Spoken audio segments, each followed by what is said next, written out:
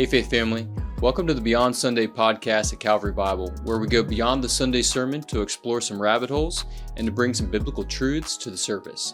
We hope you enjoyed today's episode. Calvary Bible Church, welcome back to another episode. Thank you for joining us. You have something to say? Not yet. You looked like you were just about to. I am saving up my comments. Oh, okay. I'm conserving comments. What kind of comments? About Psalms. Oh, okay. Wondered if they were sarcastic comments. Oh, no. I don't believe in sarcasm at all. I don't think so. You ready for my joke? Yeah. What do you call a typo on a tombstone?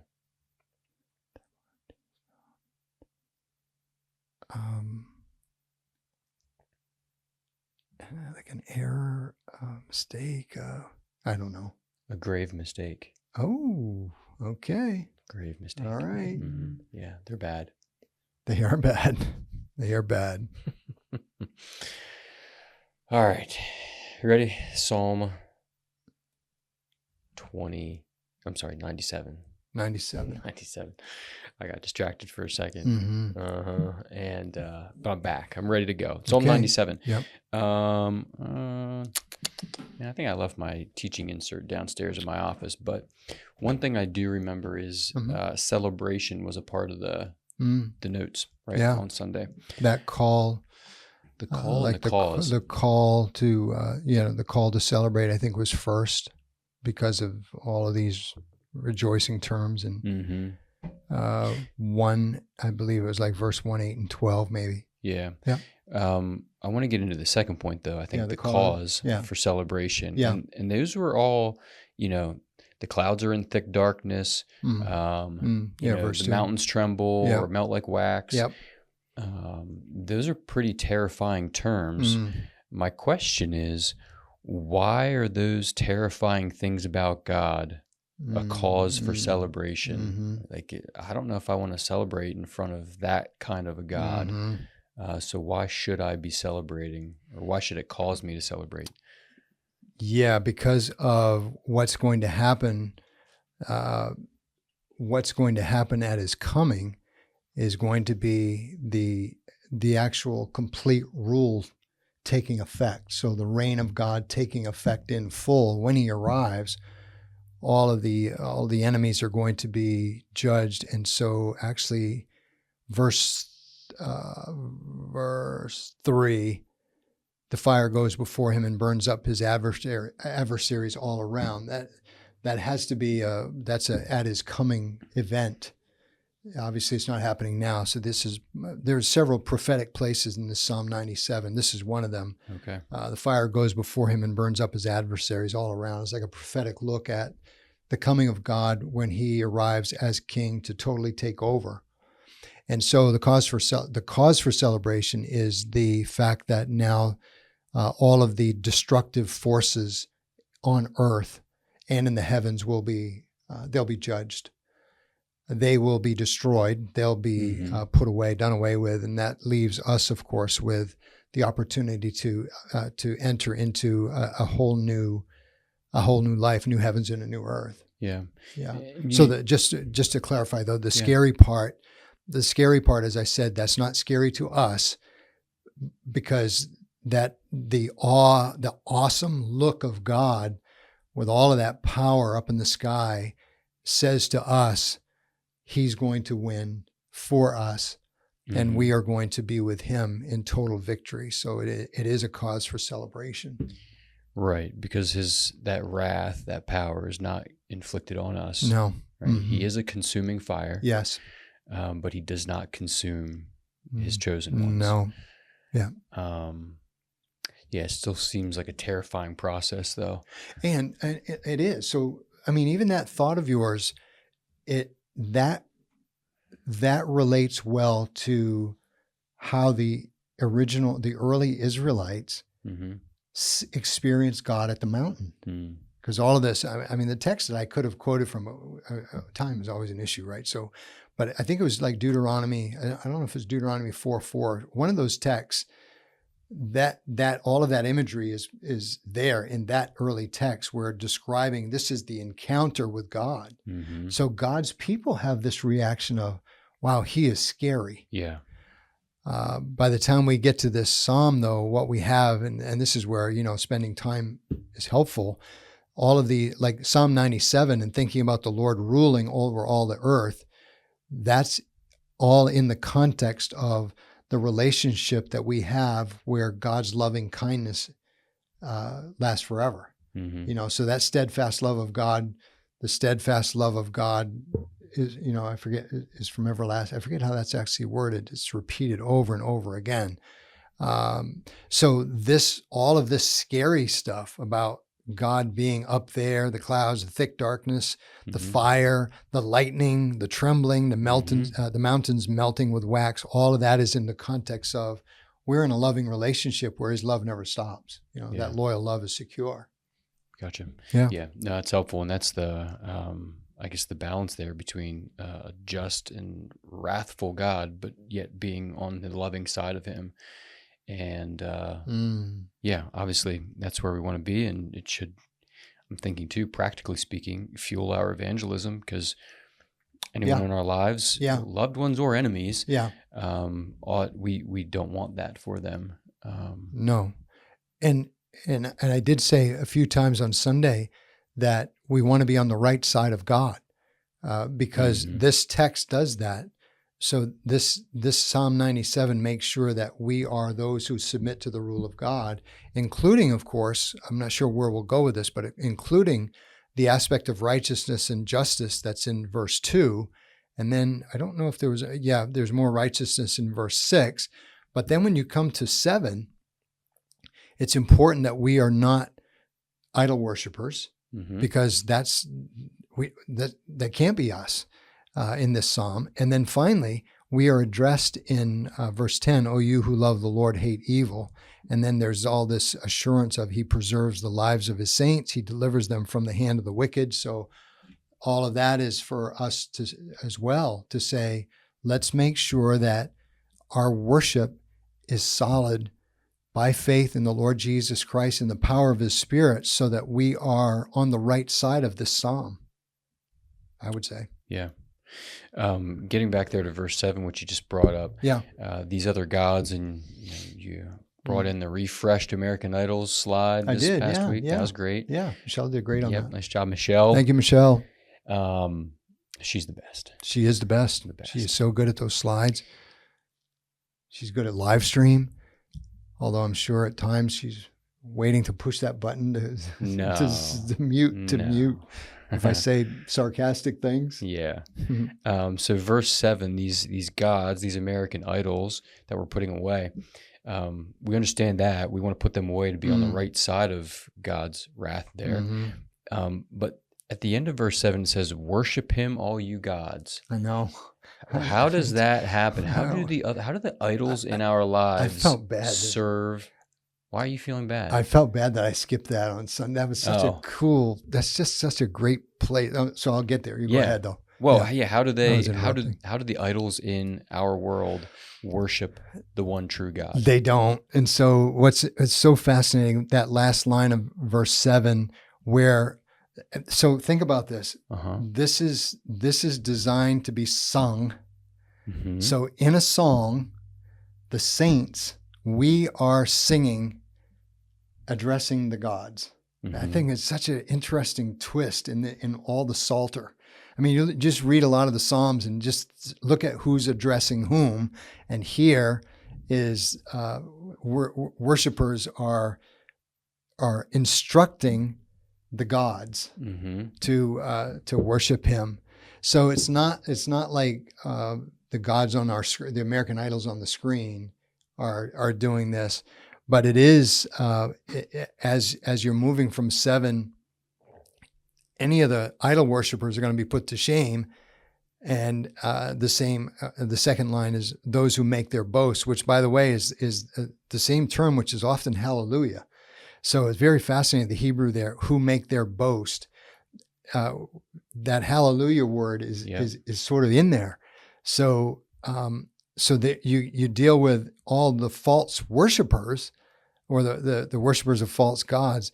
But then the address, which is pure poetic, the address to all those false gods, you need to bow. Especially with this term, you need to bow before the real God. So I don't think it's, I think it's just one of those, in our singing, we call out, hey, you false gods, you need to worship too. And it's like, wow, you talk about going global. So can I throw out a thought here that I had? Please, yeah, because I don't have much on this. Yeah, like I was just thinking, right, the idols that are up on the screen, those things that are good things, almost all of them, if not all of them, I forget the whole list, but most of them are good things. Yep. You know, we're concerned about those things. We care about those things. They're positive, but when they become ultimate things, then they, usurp God's place. Yeah.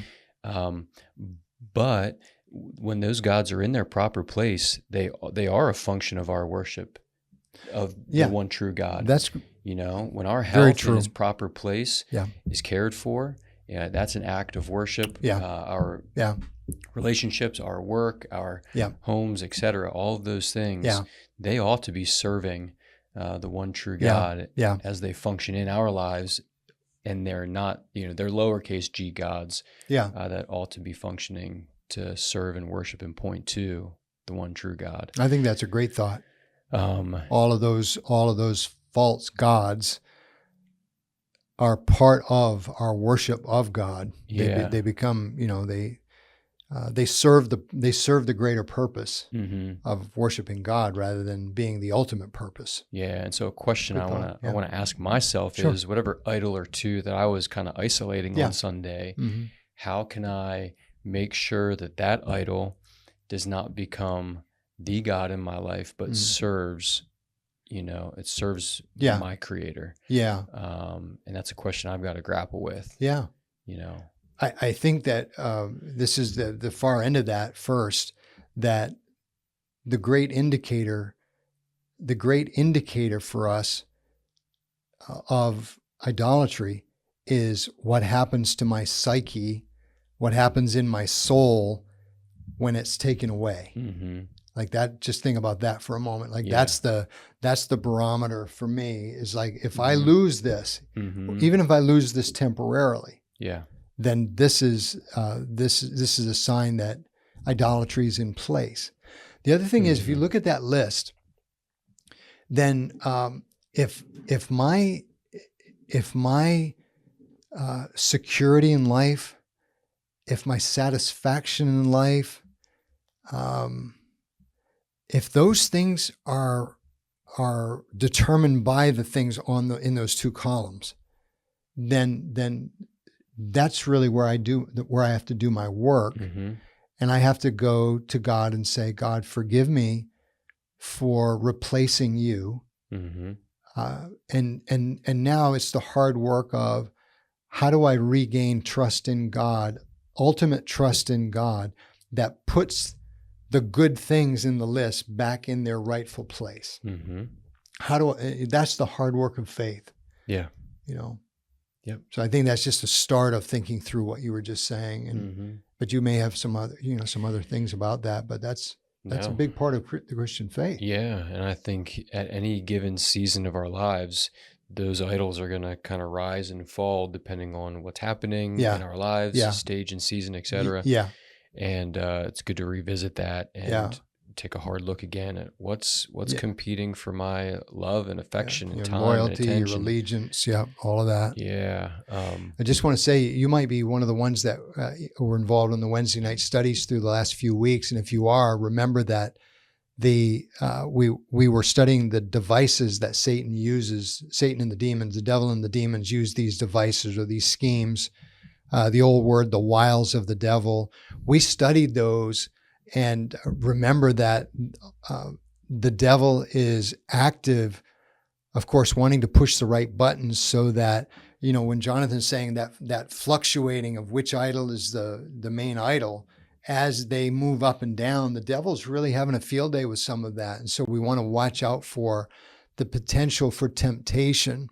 And I won't review all of that, but I'm saying you might be a person who remembers that. And so take note of some of the lulls, that happen, and how we're being set up for the next one. That we talked about these things, and so it's pretty. Yeah, I think, Jonathan.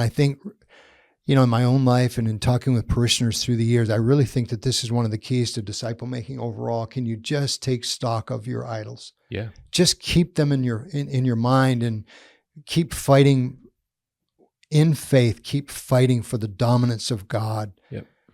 Over these idols that they can't deliver. We know it. We know they can't, but things are so insidious and so powerful, and the urges are so strong, but thankfully the messages are coming at us all the time. Like, I'm thinking for myself, like in my season of life, it's those idols are success, career and otherwise, with my kids, like their success academically, athletically, are they doing well? Yeah.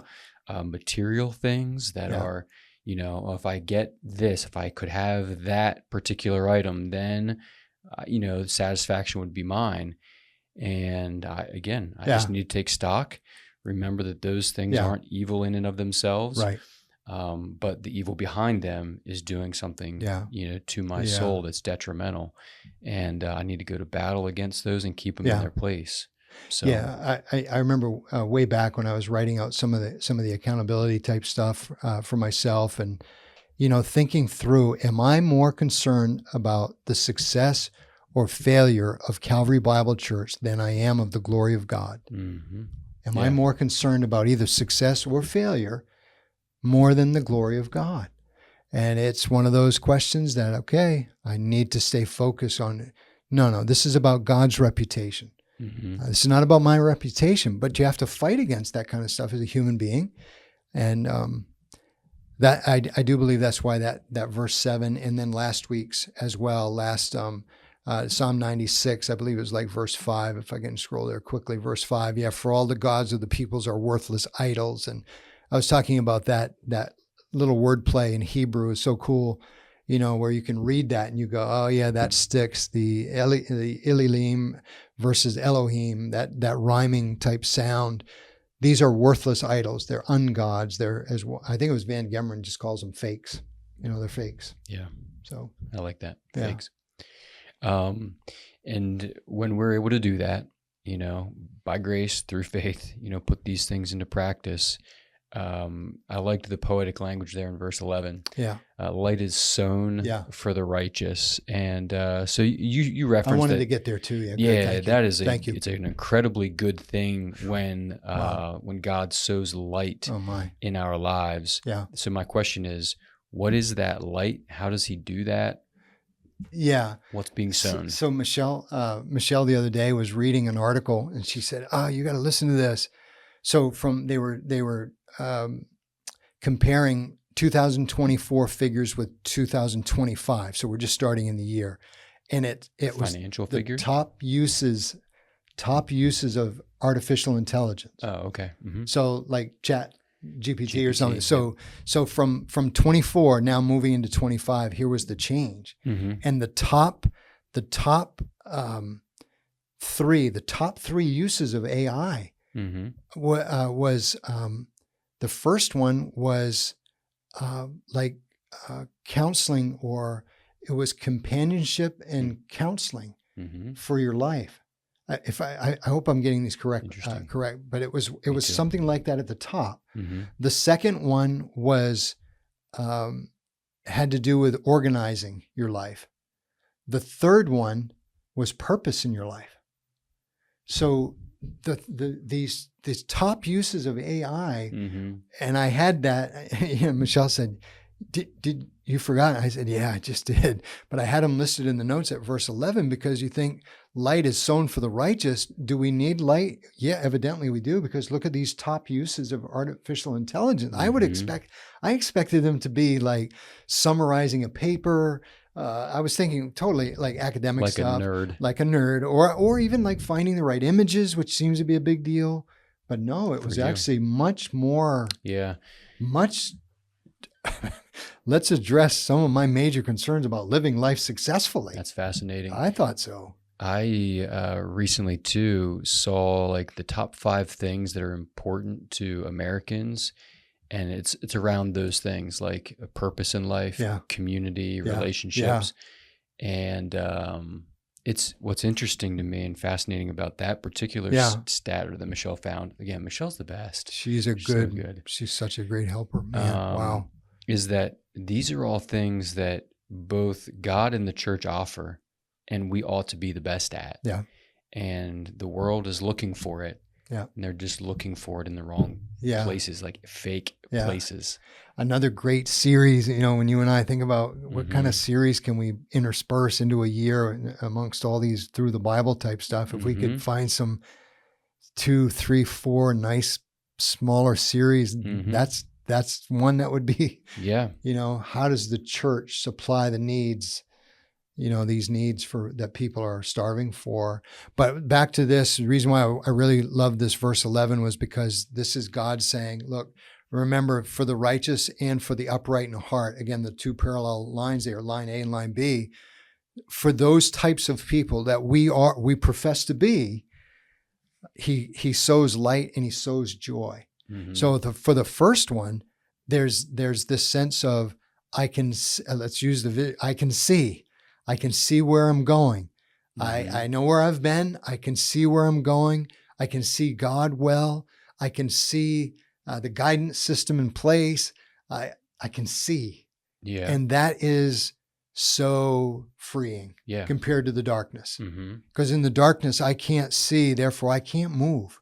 And I'm afraid I'm going to bump into something.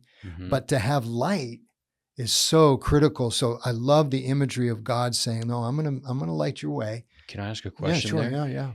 So this is like a Bible reading question. Yeah. As I'm reading that, I don't know what light is. I think I'm thinking, light is soon. Like that's a great image. Yeah. And I did on Sunday. You may have missed this. If you did, it's okay. I forgive you. Probably did. Thank you. But I did start by saying almost always from the very beginning, when you have light, it's equal to life. It's life-giving. So that light creates the ability for life.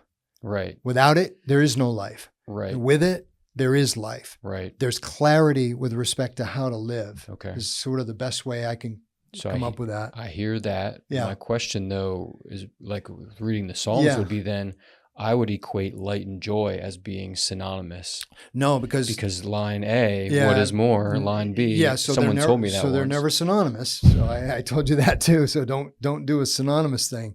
What you want to go is from line A.